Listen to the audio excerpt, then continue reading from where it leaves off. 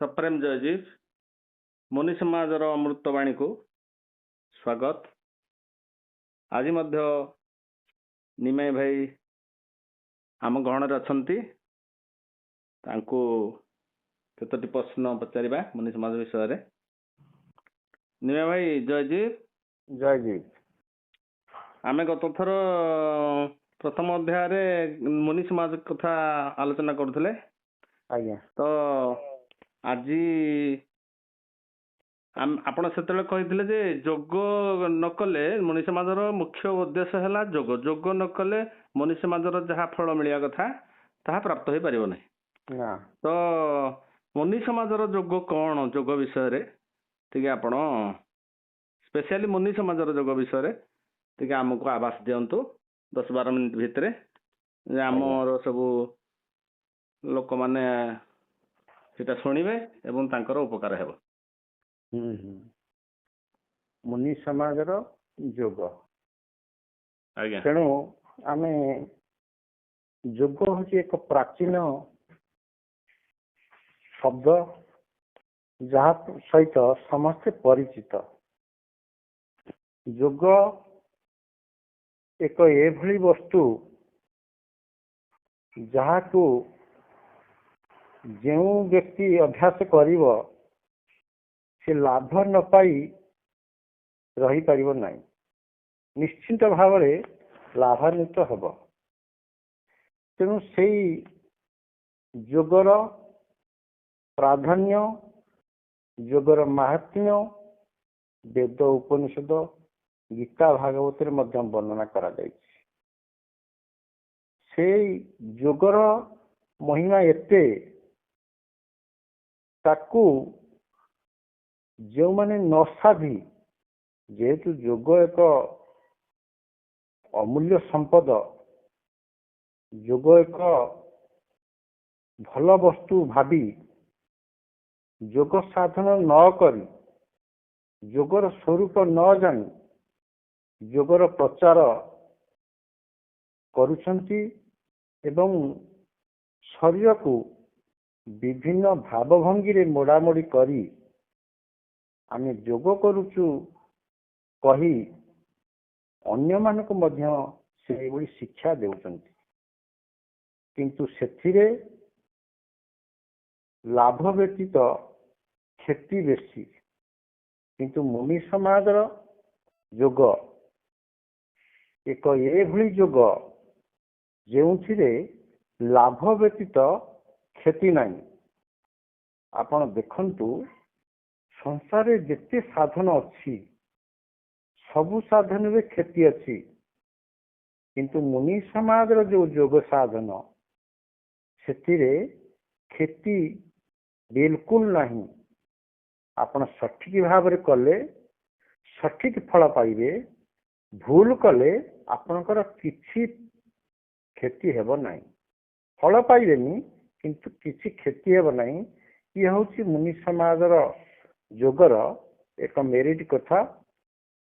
ଯେ ଆପଣ ଦେଖନ୍ତୁ, ଜଣେ ଚମ୍ହାର ଗଛ ଚଢା ଅଭ୍ୟାସ କରିଛି ଏବଂ ଭଲ ଭାବରେ ଚଢି ପାରୁଛି। ଦୀର୍ଘ ଦିନ ଧରି ଚଢିବା ଅଭ୍ୟାସ କରି ଭଲ ଭାବରେ ନଡ଼ିଆ ପାରି ପାରୁଛି, ଗଛ ବାଉଙ୍ଗା ହାଣି ପାରୁଛି। କିନ୍ତୁ ଦରକାର ପଡ଼ିଲେ ସେ ଗଛରୁ ପଡ଼ି ମରିଯାଇପାରେ। ଭଲ ସନ୍ତରଣକାରୀ, ଭାରତରେ ପ୍ରଥମ ସ୍ଥାନ ଅଧିକାର କରିଛି ପାଣି ପହଁରାରେ। ଦରକାର ପଡ଼ିଲେ ସେ ପାଣିରେ ବୁଡ଼ି ମରିଯାଇପାରୁଛି। ଭଲ ଗାଡ଼ି ଚଳାଳି, ସେ ଭଲ ଭାବରେ ଭିଡ଼ରେ ମଧ୍ୟ ଗାଡ଼ି ଚଲାଉଛି, ରାସ୍ତାରେ ଭଲ ଭାବରେ ଗାଡ଼ି ଚଲାଉଛି। ଦରକାର ପଡ଼ିଲେ ସମୟ ଆସିଲେ ଗାଡ଼ି ଧକ୍କା କରି ମରିଯାଇପାରୁଛି। ମା ମାନେ ସବୁଦିନ ରୋଷେଇ କରୁଛନ୍ତି। ଦରକାର ପଡ଼ିଲେ ବେଳେ ବେଳେ ତାଙ୍କ ହାତ ଫୁଟୁକା ହେଇଯାଉଛି, ବେଳେ ବେଳେ ପରିବା କାଟିବା ସମୟରେ ହାତ ମଧ୍ୟ କାଟି ହେଇଯାଉଛି। ପ୍ରତ୍ୟେକ ସାଧନ ଦେଖନ୍ତୁ, ସବୁ ଆପଣ ପ୍ରତ୍ୟେକ ସାଧନରେ କ୍ଷତି ଅଛି, କିନ୍ତୁ ମୁନି ସମାଜର ଯୋଉ ଯୋଗ ସାଧନ ତା ଦେହରେ କ୍ଷତି ବିଲକୁଲ ନାହିଁ। ଉଦାହରଣ ସ୍ୱରୂପ ସ୍ୱାଧ୍ୟାୟ ହେଉଛି ମୁନି ସମାଜର ଏକ ଯୋଗ ସାଧନ। ଆପଣଙ୍କୁ କୁହାଉଛି ଯେ ମୁନି ସମାଜର ଯୋଉ ଯୋଗ ସାଧନ ଭିତରେ ସ୍ୱାଧ୍ୟାୟ ହେଉଛି ଗୋଟିଏ ଯୋଗ ସାଧନ। ଯୋଉ ସାଧନ କଲେ ଆପଣ କିଛି ଜ୍ଞାନ ଅର୍ଜନ କରିବେ, ସେହି ସମୟରେ ଯଦି ଆପଣ ସ୍ୱାଧ୍ୟାୟ ନ କରି ଅର୍ଥାତ୍ ଆତ୍ମଜ୍ଞାନ ଭିତ୍ତିକ ପୁସ୍ତକ ଅଧ୍ୟୟନ ନ କରି ଆପଣ ଯଦି କିଛି ସାଂସାରିକ ଚିନ୍ତନ କଲେ କିଛି ଆପଣଙ୍କର କ୍ଷତି ହେଇଯିବନି।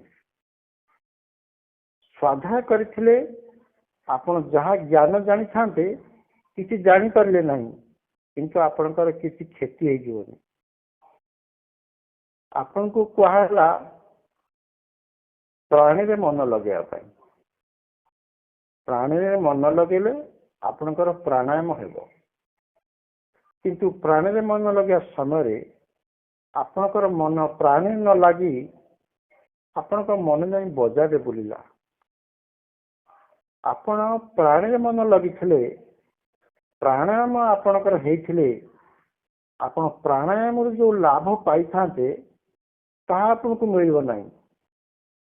କିନ୍ତୁ ଆପଣ ଯଦି ପ୍ରାଣାୟାମରେ ମନ ନ ଲାଗିଲା, ବଜାରରେ ବୁଲିଲା, ଆପଣଙ୍କର କିଛି କ୍ଷତି ହେଇଯିବନି, କିନ୍ତୁ ପ୍ରାଣାୟାମର ଲାଭଟା ଆପଣଙ୍କୁ ମିଳିବ ନାହିଁ। ସେଇଭଳି ମୁନି ସମାଜର ଯୋଉ ଯୋଗ ସାଧନ, ଯେତେ ସଂସାରରେ ଯୋଗ ସାଧକ ଅଛନ୍ତି ସବୁଠାରୁ ନିଆରା, ସବୁଠାରୁ ନିଆରା ଏ ସାଧନ। ମୁନି ସମାଜର ସାଧନକୁ ସଦ୍ଗୁରୁଦେବ ଶ୍ରୀମୁନି ମହାରାଜ 52 ବର୍ଷ ପର୍ଯ୍ୟନ୍ତ ସାଧନ କରି ସେ ସାଧନ ନିର୍ଭୁଲ ଭାବରେ ଯେତେବେଳେ ସିଦ୍ଧ କରି ଜାଣିଲେ ଏ ସାଧନ ନିର୍ଭୁଲ, ଏ ସାଧନରେ ଲାଭ ବ୍ୟତୀତ କ୍ଷତି ନାହିଁ, ସେତେବେଳେ ସେ ମୁନି ସମାଜ ନାମକ ଏକ ଆଧ୍ୟାତ୍ମିକ ସଂସ୍ଥା ଗଠନ କରି ସେ ଯୋଗ ସାଧନ ମୁନି ମାନଙ୍କୁ ଶିକ୍ଷା ଦେଲେ।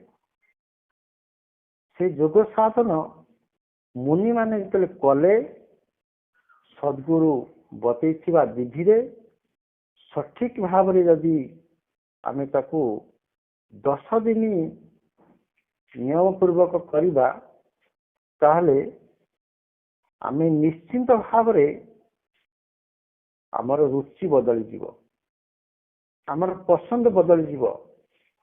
ଆମେ ଜାଣିପାରିବା ପ୍ରକୃତିରେ ମୁନି ସମାଜର ସାଧନର ମହିମା ବା ମହତ୍ଵ କେତେ ଊର୍ଧ୍ୱରେ।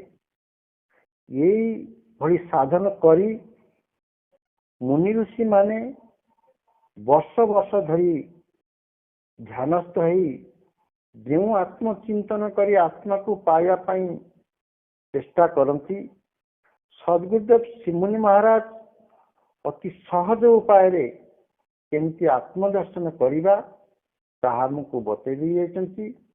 ଅଷ୍ଟାଦଶ ଚକ୍ର ଭେଦନ ମାଧ୍ୟମରେ ଆମେ ଶରୀରକୁ, ମନକୁ, ପ୍ରାଣକୁ ଥକେଇବା ଦ୍ୱାରା ସେମାନେ ବିଶ୍ରାମ ନେବାକୁ ଚାହୁଁଥିବେ, ସେହି ସମୟରେ ଆମେ ଆସନ ପ୍ରାଣାୟାମ କରି ମନକୁ ପ୍ରାଣରେ ଲଗେଇ ଧୀରେ ଧୀରେ ଆମେ ଆତ୍ମକୈନ୍ଦ୍ରିକ ହେବାକୁ ଲାଗିବା। ଏ ମନ ଯେତେ ଆତ୍ମକୈନ୍ଦ୍ରିକ ହବ, ମୁନି ସମାଜର ଯୋଗ ସାଧନ ମାଧ୍ୟମରେ ଅନ୍ୟ କୌଣସି ଯୋଗ ସାଧନରେ ମନରେ ଏତେ ସ୍ଥିରତା ଆସିବ ନାହିଁ। ତେଣୁ ଏଇ ମନ ଯେତେ ଆତ୍ମକୈନ୍ଦ୍ରିକ ହବ, ସେତେ ସେ ଆନନ୍ଦ ମୁଖର ହେଉଥିବ। ତେଣୁ ମୁନି ସମାଜର ଯୋଗ ସାଧନରେ ଗୋଟିଏ ବଡ଼ ମାହାତ୍ମ୍ୟ ହଉଛି ମନର ସ୍ଥିରତା ସହଜରେ ହେଇପାରିବ। ଆଉ ସଦ୍ଗୁରୁଦେବ ଶ୍ରୀମୁନି ମହାରାଜ ଯେଉଁ ଯୋଗ ସାଧନ ବତେଇଛନ୍ତି ସେଭଳି ଯୋଗ ସାଧନ ଅତୀତରେ କୌଣସି ଗୁରୁ ଶିକ୍ଷା ଦେଇନଥିଲେ, ବର୍ତ୍ତମାନ ମଧ୍ୟ କୌଣସି ଗୁରୁ ଏଭଳି ଶିକ୍ଷା ଦେଉନାହାନ୍ତି, ଭବିଷ୍ୟତରେ ମଧ୍ୟ କୌଣସି ଗୁରୁ ଏଭଳି ଶିକ୍ଷା ଦେଇପାରିବେ ନାହିଁ। ଯେ ଆଜ୍ଞା ମନ ପ୍ରାଣ ଆଉ ଶରୀର ଆଜ୍ଞା ତିନିଟା ଯାକ ସ୍ଥିର ହେଲା ପରେ ଆମକୁ ଯୋଉ ଆଜ୍ଞା ଫାଇଦା ମିଳିବ ବା ଆମକୁ ଯୋଉ ଲାଭ ମିଳିବ ମୁନି ସମାଜର ଶିକ୍ଷାରୁ ବା ତାଙ୍କର ସାଧନରୁ ସେ ଆଜ୍ଞା। ବାବଦରେ 2 ଲାଇନ କୁହନ୍ତୁ, ତାପରେ ଇଏ କରିବା।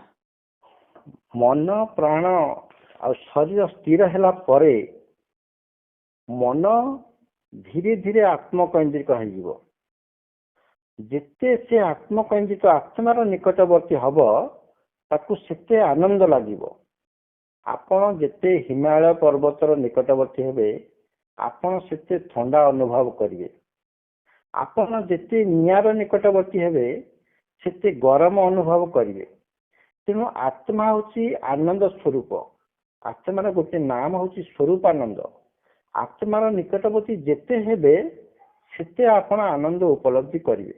ନାଇଁ ସେଇଟା ତ ଠିକ ଅଛି, କିନ୍ତୁ ଆମେ ସାଂସାରିକ କ୍ଷେତ୍ରରେ ଆମର କଣ ଉନ୍ନତି, ଆଉ ଗୋଟେ ଲାଇନ 2 ଲାଇନ ଟିକେ କୁହନ୍ତୁ।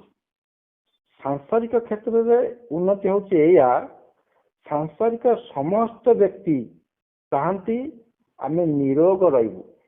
ନିରୋଗ ରହିବାର ସବୁଠାରୁ ଭଲ ଉପାୟ ହଉଛି ସ୍ୱରେ ସ୍ଥିତ ହେବା। ତେଣୁ ଏ ସାଧନ ମାଧ୍ୟମରେ ଆମେ ସ୍ୱରେ ସ୍ଥିତ ହେଇପାରିଲେ ଆମେ ସ୍ୱସ୍ଥ ହେବା, ସୁସ୍ଥ ହେବା। ଆଉ ସୁସ୍ଥତାକୁ ସମସ୍ତେ ଚାହାନ୍ତି, ସାଂସାରିକ ସମସ୍ତ ଲୋକ ଏହି ସୁସ୍ଥତାକୁ ନାପସନ୍ଦ କରନ୍ତି ନାହିଁ।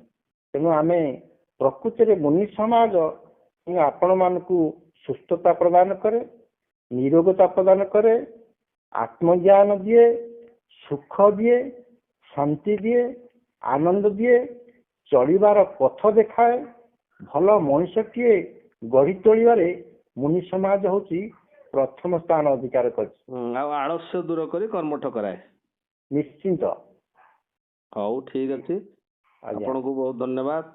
ଆପଣ ଏଇ 2ୟ ଅଧ୍ୟାୟରେ କିଛି ଆମକୁ କହିଥିବାରୁ ଆମେ ଆପଣଙ୍କୁ ଧନ୍ୟବାଦ ଦଉଛୁ। ଆଜି ପାଇଁ ତାହେଲେ ଏଠି ରଖିବା। ସପ୍ରେମ। ଜୟ ଜୀବ। ଜୟ ଜୀବ।